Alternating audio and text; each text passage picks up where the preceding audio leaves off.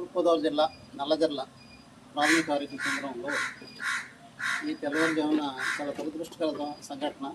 ఎందుకంటే అసలు హఠాత్ పరిణామం, ఎవరు ఊహించిన పరిణామం ఇది. సడన్గా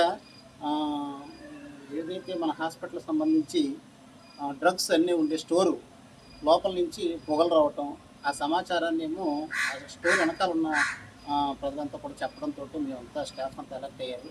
ఇంత చేసిన ఆఖరికి ఏంటంటే మొత్తం టోటల్గా ఉన్నదంతా కూడా మొత్తం డ్రగ్ అంతా మొత్తం కాలిపోవటం చాలా బాధాకరం. అయితే ఈ విషయంలో మాత్రం నిజంగా మా మెడికల్ ఆఫీసర్స్, అదేవిధంగా స్టాఫ్, అంతకంటే మించి 108 స్టాఫ్, అదేవిధంగా మాకు ఆప్తులు, నిజంగా ఎలక్ట్రీషియన్ సోషల్ వర్కర్ లెక్క మాకు శ్రీని గారని, ఉదయ్ శ్రీని గారు, ఆయన ఇన్ టైంలో వచ్చి పవర్ ఆపి పెద్ద ప్రమాదాన్ని నిజంగా నిర్వహించారు. ఆపడం, తర్వాత దానికి తగ్గట్టుగా నివారణ ఉపాయాలు చేయడం జరిగింది.